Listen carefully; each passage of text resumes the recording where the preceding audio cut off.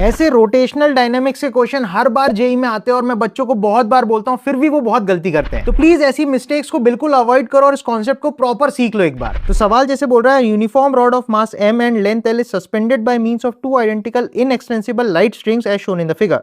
Tension in one string immediately after the other string is cut. तो question में बोल रहा है जैसे ये रस्सी को काटोगे तो यहाँ पे टेंशन कितनी होगी, सपोज टी हो जाएगी। तो जैसे ही आप राइट वाली स्ट्रिंग को काटोगे तो उस पर gravitational force that is mg लगने लग जाएगी।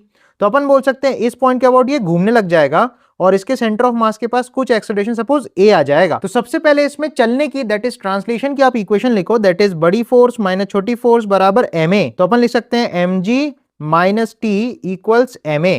देन इसमें आप रोटेशन की इक्वेशन अबाउट दिस एक्सिस लिखो, क्योंकि यहीं से बॉडी घूम रही है। तो अपन उसमें लिखेंगे mg का टॉर्क बराबर आई अल्फा। तो mg का टॉर्क हो जाएगा फोर्स इंटू दूरी दैट इज l/2 बराबर आई अल्फा। रॉड के कोने से आई होता है ml²/3, तो ml²/3 इंटू अल्फा। अब इंटरेस्टिंग बात यहाँ पे है a और अल्फा में रिलेशन क्या होगा। इस पॉइंट के अबाउट बॉडी अगर अल्फा से घूम रही है तो इस पॉइंट का जो टेंजेंशियल एक्सीलरेशन होगा वो होगा r इंटू अल्फा। r होगी एक्सिस से दूरी दैट इज l/2।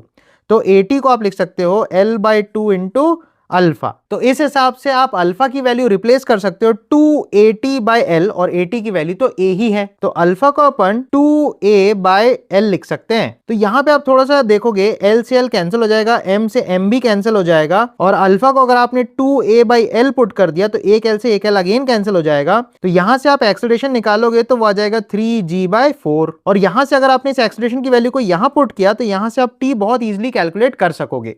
तो अगर एक्सेलरेशन को 3g/4 आपने पुट किया तो ये बन जाएगा 3g/4, तो ये बन जाएगा 3mg/4। इसको वहां ले जाओगे तो mg minus 3mg/4 will be mg/4 only और t इस तरफ आ जाएगा।